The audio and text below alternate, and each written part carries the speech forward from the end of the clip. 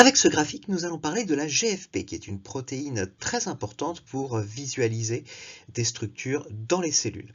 Alors, la GFP, c'est une protéine de 238 acides aminés, ce qui correspond à un poids moléculaire de 27 kDa, et c'est habituellement exprimé dans une méduse, Aequora victoria.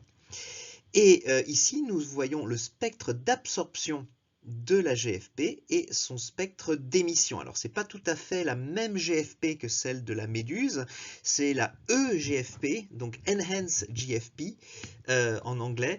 Il y a des mutations qui ont permis de rendre la fluorescence plus forte que ce qu'il y a dans la méduse.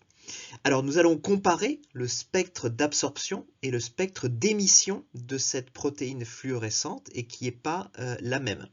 Le spectre d'absorption est maximal avec une longueur d'onde qui correspond au bleu à 488 nanomètres de longueur d'onde.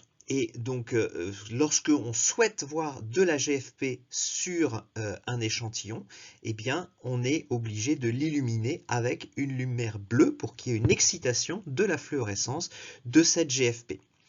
Et la GFP va émettre, non pas dans le bleu, mais dans le vert, comme son nom l'indique, Green Fluorescent Protein, et son maximum d'émission va être à 509 nanomètres de longueur d'onde. Alors, la longueur d'onde d'émission est plus grande que la longueur d'onde d'excitation, car il y a une perte d'énergie entre l'excitation et l'émission, et l'énergie est inversement proportionnelle à la longueur d'onde. Donc c'est pour ça que lorsqu'on perd de l'énergie, eh bien la longueur d'onde augmente.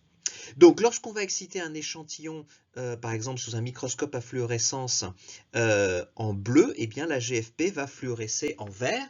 Et donc, on peut coupler par exemple la GFP avec une protéine, c'est-à-dire exprimer une protéine chimérique, où il y a la protéine qui nous intéresse couplée à la GFP, et ensuite observer des cellules dans lesquelles on a fait exprimer cette protéine chimérique, et on verra la fluorescence verte de la protéine GFP, à l'endroit où se trouve cette protéine chimérique. Donc si par exemple on a un facteur de transcription couplé à la GFP, eh bien on va le voir essentiellement dans le noyau, mais il y a certains facteurs de transcription qui peuvent aller du noyau au cytoplasme, et par exemple ça permettrait de tracer sa localisation.